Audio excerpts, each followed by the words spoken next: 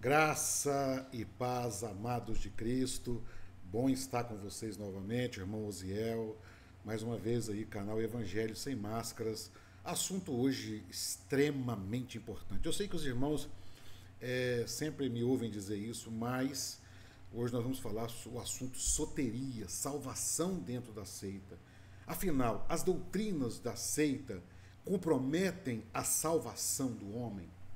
Há risco daquelas doutrinas que parecem às vezes tão simples comprometerem a salvação? Então o assunto é muito importante, assunto doutrinário, e eu espero que possa contribuir com a sua vida e com alguém que você ame e possa transmitir para eles. Mas antes de entrar no assunto, já vai dando o seu joinha, comentando.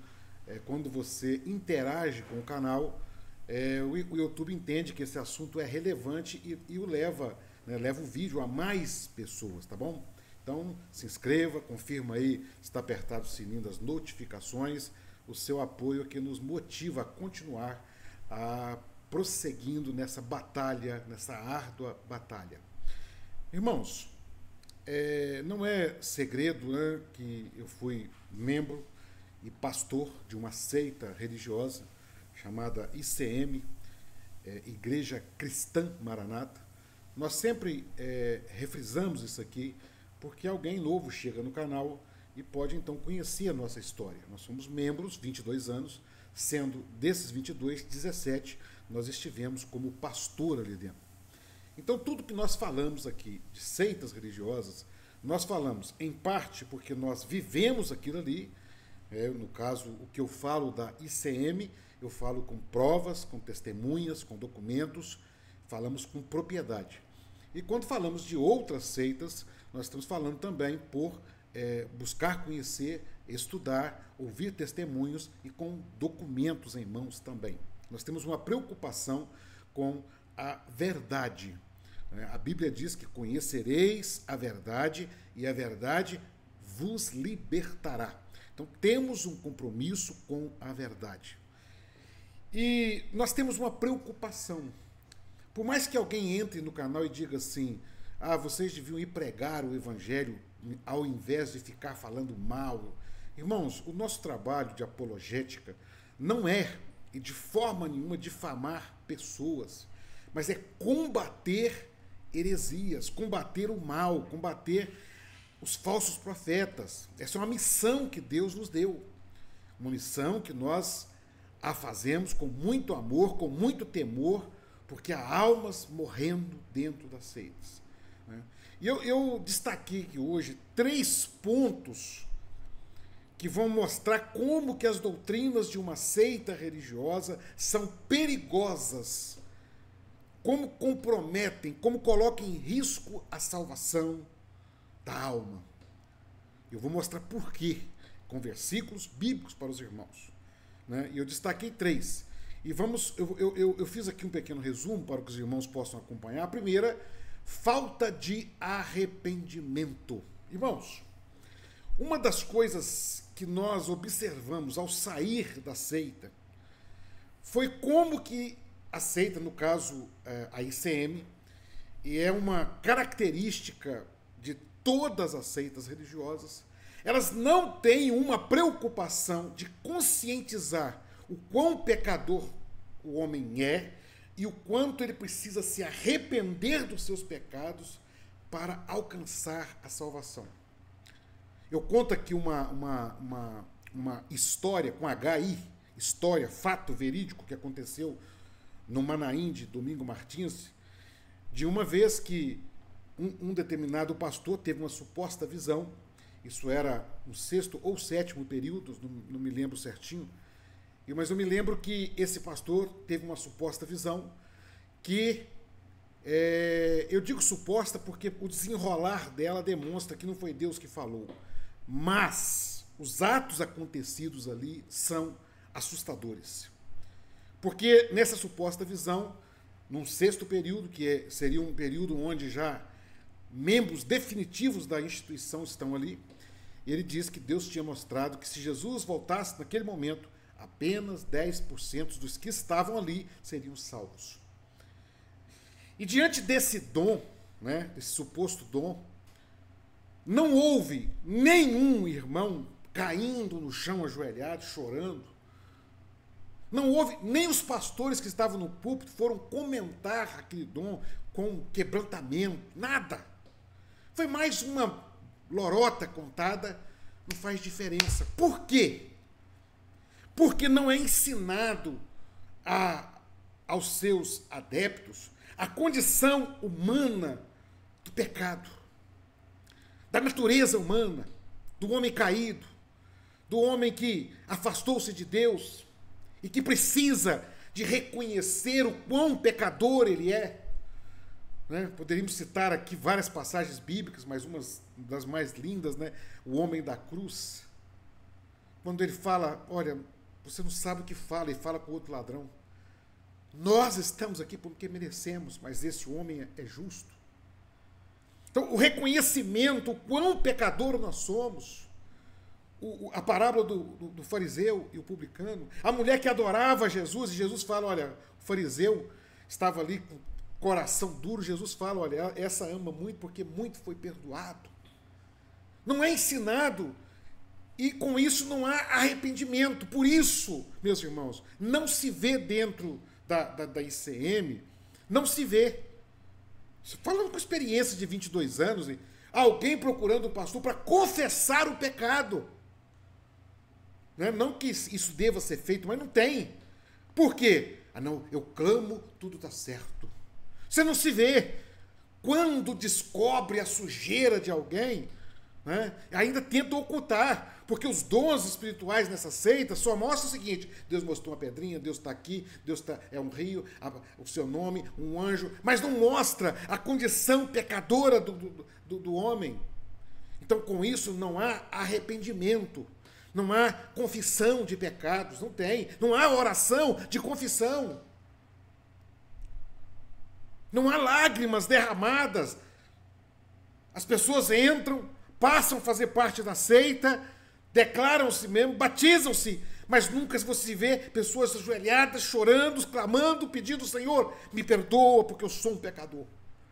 O reconhecimento, porque quando a gente reconhece isso, irmãos, meu Deus, quando você reconhece o quão pecador você é, aí que você entende por que Jesus morreu.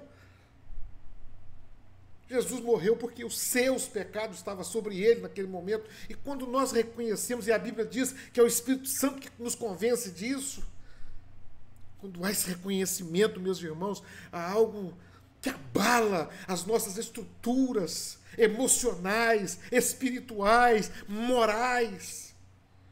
Porque reconhecer que você é pecador é o primeiro ponto. Por isso que a mensagem de Pedro é: arrependei-vos. Vamos ler? Pedro pregando: arrependei-vos, pois, e convertei-vos para que sejam apagados os vossos pecados e venham assim o tempo de refrigério pela presença do Senhor. Falar em presença do Senhor, olha aqui, meus irmãos, presta bem atenção. Falar em presença do Senhor sem arrependimento e sem confissão é algo inexistente. Presença do Senhor existe onde há arrependimento, é o reconhecimento. Eu sou um pecador, eu sou um miserável, as minhas obras são carnais, mas Cristo é o meu Salvador. Outro versículo, Provérbios, fala: o que encobre as suas transgressões nunca prosperará, mas o que confessa e deixa alcançará misericórdia. Eu tenho vídeos no meu canal falando, né? Se você quiser, procure e veja. Que os pastores da ICM deviam pedir perdão do que eles fazem, mas eles não têm coragem, porque a soberba religiosa não permite coragem de dizer: nós erramos. O que tem? Nós erramos, nós somos seres humanos. Nós mentimos. A doutrina do clamor não foi uma revelação para vocês. Nós copiamos de um livro. Nós achamos melhor falar que foi uma revelação para vocês obedecerem. Confessa. Porque talvez ainda haja esperança. Porque a Bíblia fala: aquele que confessa, ele alcança a misericórdia, mas não há confissão. Porque não há arrependimento. Porque não acham que pecaram. Só arrepende, meus irmãos, é quem entende que é pecador. E o adepto de uma seita não se vê como um pecador. E essa é justamente o motivo, o segundo motivo do que coloca em risco a salvação, é a autoconfiança. Queridos, a autoconfiança é uma desgraça na vida do cristão.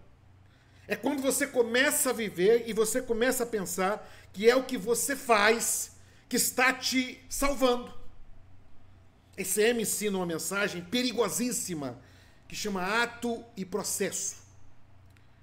Na primeira parte da mensagem é bíblica, que Deus te elegeu para a salvação. Ela tem um cunho bíblico da predestinação, e aí não é o assunto nosso, mas eles falam que Deus elegeu o homem e ele chama o homem nessa parte, o homem não participa.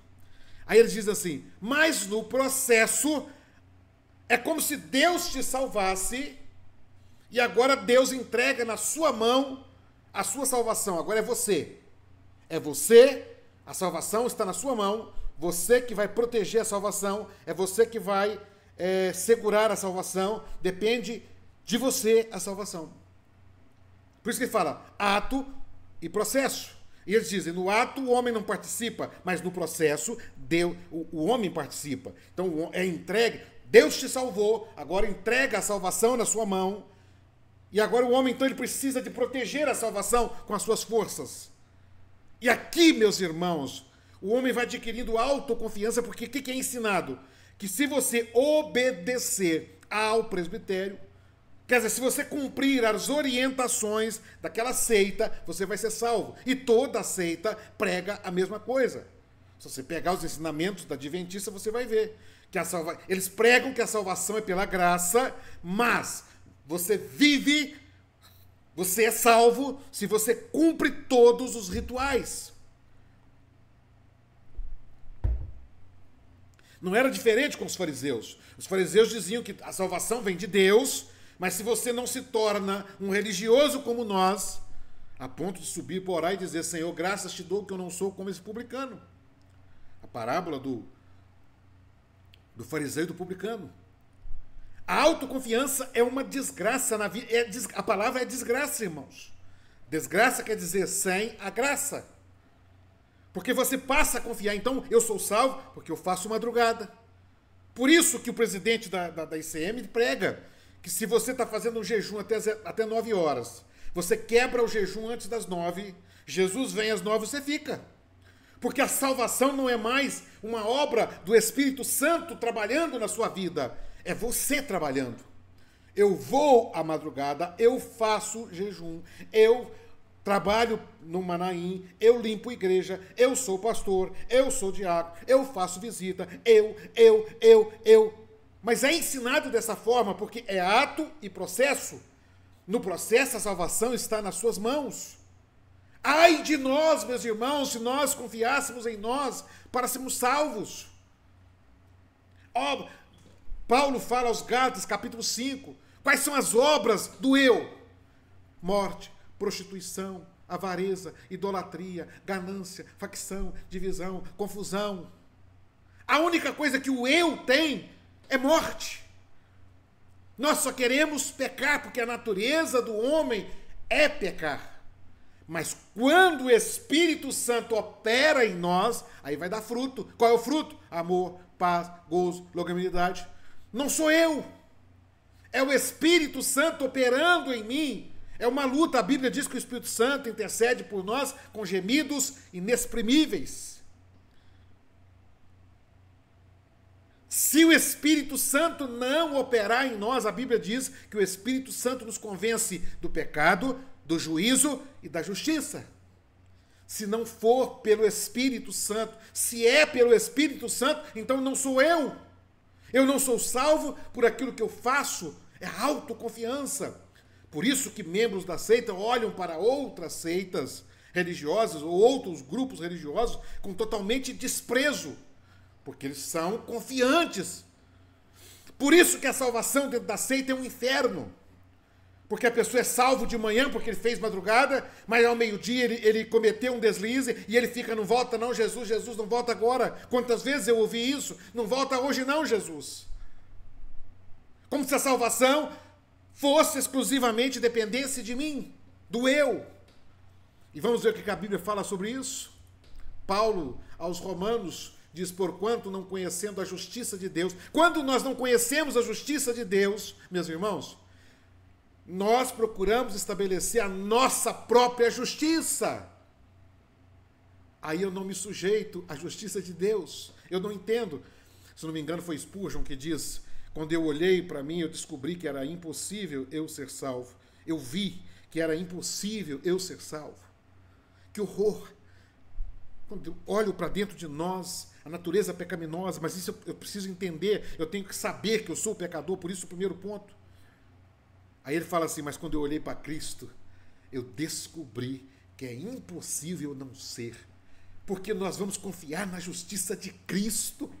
Ah, meus irmãos, que coisa linda é quando nós não estamos mais presos dentro de uma seita religiosa e passamos a confiar a nossa salvação exclusivamente em Cristo.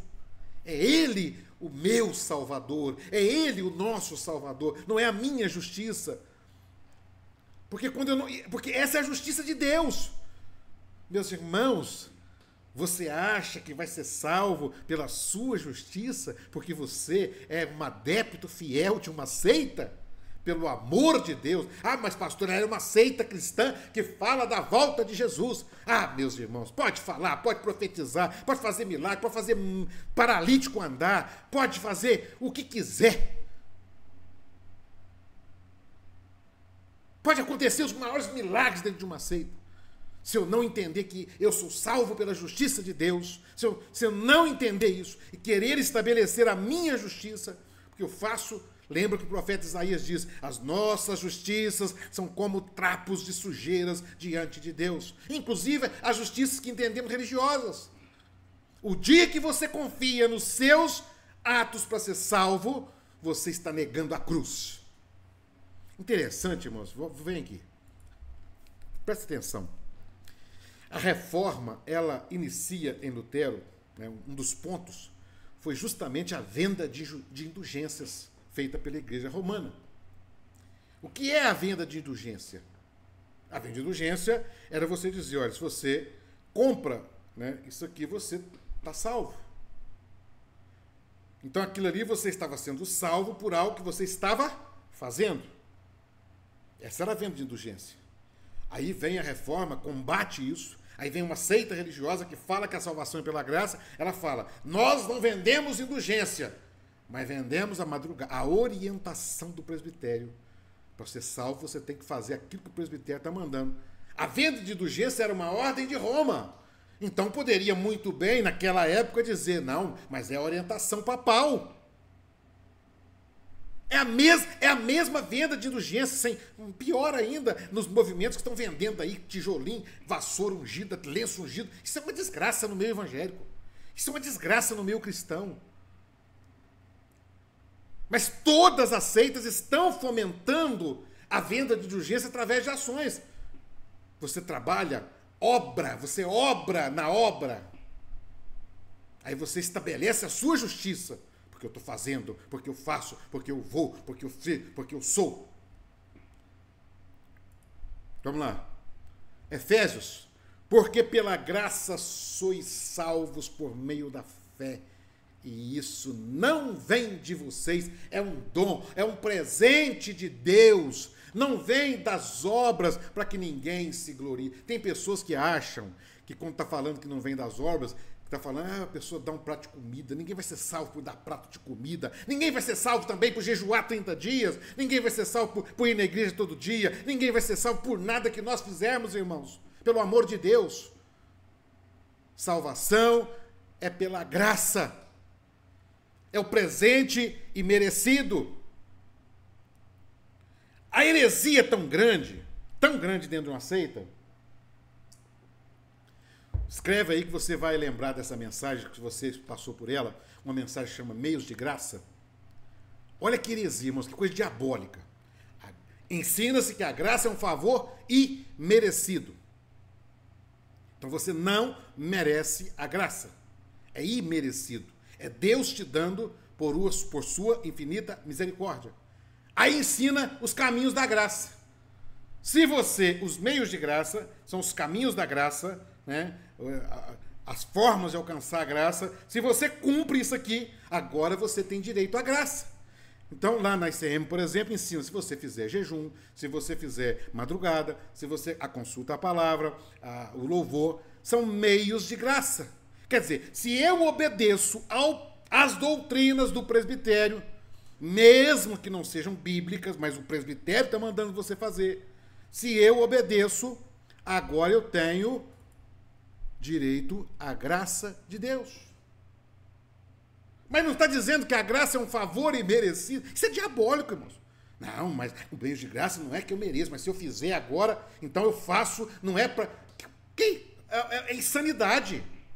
É uma insanidade a doutrina. Por isso, meus irmãos, que essa doutrina compromete a salvação. Porque ela leva o homem a uma autoconfiança dele achar que as minhas obras... Qual obras? Obras da fé. Ainda fala ainda obras da fé. Mesmo obras da fé é manifestação na vida como consequência na vida do cristão. Você reconhece o cristão pelas obras da fé. Mas as obras da fé não me levam ao céu. Por fim, eu vou ler aqui Jeremias, Velho Testamento, mas eu não posso deixar de ler esse versículo, que diz assim: assim diz o Senhor, maldito o homem que confia no homem. As pessoas ficam usando esse versículo aqui. Vem cá, irmãos. Usa esse versículo aqui para falar que não pode confiar em ninguém, porque maldito é o homem que confia no homem. Não é isso que o texto está dizendo. O texto está dizendo o seguinte: maldito o homem que confia no homem. Ele faz da carne o seu braço e aparta o seu coração do Senhor. Deixa eu falar uma coisa para os irmãos aqui. Me mostra no Novo Testamento aí, irmãos, onde os apóstolos doutrinaram a igreja sobre jejum. Depois vocês me mostram. Eu vou dizer o seguinte: você não vai achar. Não. Sabe por quê? Porque quando Jesus ensina sobre o jejum, ele sabiamente ensina que o jejum é pessoal, que o jejum ninguém precisa ficar sabendo, que o jejum é particularidade, que o jejum não é o que as seitas religiosas estão ensinando, um sacrifício que eu faço para alcançar a graça de Deus. Por que eu estou citando aqui o jejum? Porque eu vejo, não, porque o jejum que o presbitério mandou é um jejum. Isso é balela, isso não vale nada. O sujeito tem coragem de jejuar lá no mês da evangelização para o vizinho que ele nunca dá nenhum bom dia para ele, o vizinho que ele levou na justiça, porque tiveram um problema na divisa. Aí no mês vou orar pelos vizinhos. Isso é hipocrisia de um tamanho. Você não vai ver os apóstolos doutrinando sobre jejum, né? com um capítulo ali explicando que você... Não, por quê? Porque é algo pessoal com Deus. Jesus falou, quando vocês jejuarem... Aí você vai numa aula do Manaim, o pastor conta lá, fazendo até comédia, né? Que o irmão foi tomar café antes de 9 horas, cuspiu. Pelo amor de Deus. É um vigiando a vida do outro. Porque a pessoa passa a confiar na sua carne. É o que eu faço. É o que eu faço. Meus irmãos, quando você busca a Deus, a sua oração, o seu jejum, seja o que você fizer, é um momento seu com Deus, e não pense em você que você está jejuando. Eu tenho muita preocupação, eu vejo alguns irmãos, né? Tem um pastor aí, Luciano Subirá, ele gosta muito de falar, aí as pessoas falam com ele assim: Luciano, você é o homem que mais jejua que eu conheço. Acabou tudo já. Já recebeu a glória toda já. Quando o entrevistador falou: Luciano, você é o homem que mais jejua dos que eu conheço, eu falei: meu Deus! E eu fico vendo irmãos, não, Luciano, o Subirá, irmãos, já recebeu a glória. Quando eu estou expondo isso, já recebeu a sua glória. Jesus falou isso quando você jejuar. Agora o sujeito vai e escreve um livro falando: eu jejuei 40 dias. Eu sou tal, eu sou o cara, eu jejuo muito. Pelo amor de Deus, não lê Bíblia. É profundo as experiências do irmão, não importa. Não importa, pode fazer paralítico andar, isso não me convence, irmãos. Acabou, eu não estou preso mais a essa ilusão religiosa. E quero que os irmãos também não estejam. Escreve aí se você já ouviu falar disso. Eu me lembro, eu era novo convertido, né? Novo ainda. Teve uma reportagem da Igreja Universal, um grupo de 70 pastores que subiram para orar no monte, aí o helicóptero filmando na Rede Record, dinheiro à vontade, os 70 pastores descendo do monte, aí um dos pastores tropeçam, né? Aí o comentarista fala, tá vendo? Ele tropeçou porque ele está de jejum há tantas horas e vai orar com você, né? Ah, meus irmãos. Aí você vê a pessoa sobe para o monte, né? Fica lá orando 2 horas, desce do monte pisando alto, xambalaia, xambalaia, que agora eu vou. Eu orei, eu estava no monte, eu vou operar. Autoconfiança. Isso é uma desgraça. Isso compromete a salvação. Por fim, irmãos, para não estender muito o vídeo, a soberba religiosa. Esses 2 pontos, irmãos, levam à soberba religiosa. Porque quando eu não entendo o quão pecador eu sou, quando eu não entendo o tamanho da dificuldade que eu vivo, e eu passo a confiar em mim, aí vem a soberba religiosa. Por isso que as seitas são a igreja remanescente. Todas elas. Já perceberam? Vai ser uma briga no céu, né? Se assim fosse, né? É perigoso ser uma briga no inferno, né? Mas eu não vou julgar. A instituição eu posso julgar. Lugar de instituição religiosa é no inferno, não é no céu, não. No céu é lugar de almas remidas, transformadas pelo poder de Deus. Já pensou? Eu sou a igreja, eu sou a obra remanescente, né? A ICM de um lado. Aí do outro lado, adventista. Não, eu sou a igreja remanescente, porque eu tenho a profetisa, Ellen White. Aí a ICM, não, nós temos o presbitério, a obra revelada. Aí vem os mormons, não, o grande profeta foi Joseph Smith, ele recebeu as tábuas, o livro de ouro. Aí vem o William Branham, né, os tabernáculos da fé, não, foi nós. Aí vem os testemunhos de Jeová, vocês não entenderam nada, nós somos as verdadeiras testemunhas. Né? Aí vem os católicos, não, nós somos a primeira igreja, e com a Santa Maria junto. Aí vem o outro, vai ser uma briga. Vai ser uma briga. Porque todas são igrejas, as únicas igrejas verdadeiras. Porque é a soberba religiosa. Os fariseus eram assim. Vocês pensam que nos dias de Jesus os fariseus não disputavam lugares com os saduceus? Com os essênios? Os essênios saíram do meio dos fariseus, né? Não que eles eram fariseus, mas eles saíram do convívio porque eles diziam, essa religião está podre. Mas aí eles começaram cá no cantinho, nós que somos os santos, porque nós fazemos isso, nós fazemos aquilo. Mais um grupo religioso. Tem pessoas saindo de uma seita religiosa e formando outra seita religiosa, pior ainda. Inclusive, você que não congrega, conhecido aí pelo um termo pejorativo que puseram em muitos, que é o desigrejado, que não está certo. Mas cuidado para você também não se tornar uma seita dos desigrejados, de achar que agora você é o dono, o rei da cocada. Dê glória a Cristo, irmãos. Nosso Salvador é Cristo. Nosso Salvador, a soberba religiosa é uma desgraça. Eu vou ler aqui, tem vários versículos, eu vou ler aqui. Um dos mais importantes, Apocalipse capítulo 3, versículo 17, Jesus falando para Laodiceia. Laodiceia é a igreja que achava que era a remanescente. Como dizes, rico sou, a nós da obra que temos a revelação. Nós temos, nós somos, nós fazemos. Rico sou, estou enriquecido, de nada tenho falta. E não sabes que és um desgraçado. Quando eu uso a palavra desgraçado, alguns irmãos acham que eu estou falando uma coisa terrível. Isso é bíblico. Desgraçado, não tem graça. Irmãos, presta atenção que eu vou falar com você, que eu vou olhar bem dentro dos seus olhos aqui, bem de pertinho. Seita religiosa não tem a graça de Cristo. Nenhuma delas. Existem salvos dentro das seitas? Sim. Porque a salvação, ela não depende de homem, então existe sim, existe. Nunca julgarei a salvação de um homem. Não sou dono do céu e nem do inferno. Mas dentro da instituição não tem graça de Deus. Ponto. Quem está dizendo? Irmão Ziel? Não. Jesus. É desgraçada. Não tem a graça. É miserável. Você está falando que é rica? Você é pobre. Miserável. Você está falando que tem a revelação de Deus? Você não tem. Você é uma mentirosa. Você não tem nada. Você é cega. Você não vê nada. Você não enxerga um palmo na frente do nariz. E você está dizendo que está vestida porque é a igreja remanescente, seita religiosa, todas elas. Vocês estão nus. Vocês não têm nada. Pobre, cego e nu. Provérbios: a soberba precede a ruína.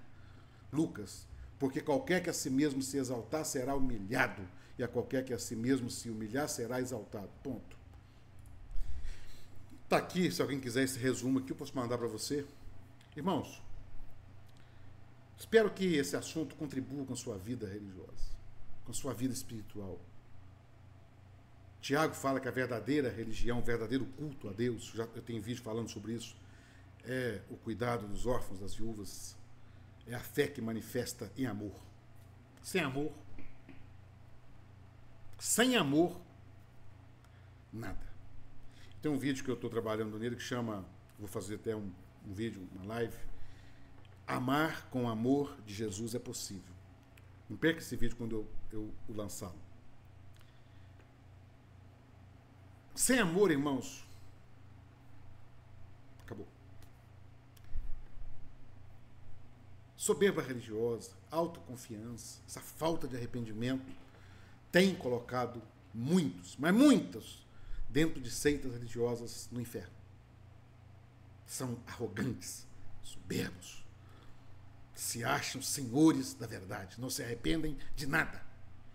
Humilham, pisam nas ovelhas, pisam nas outras pessoas, são soberbos, colocam os outros no inferno com a maior facilidade e não se arrependem. Então, isso aqui é um perigo.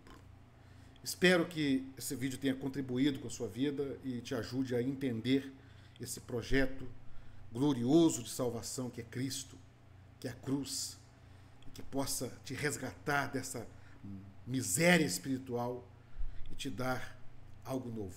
Deus te abençoe, Deus abençoe sua família, Deus te enriqueça grandemente. Já deu seu joinha, já comentou aí, já se inscreveu, você que não é inscrito. Nós estamos chegando aos 40 mil inscritos, seu apoio é muito importante, nos ajude a chegar lá. Deus te abençoe e até o próximo vídeo, se Deus quiser.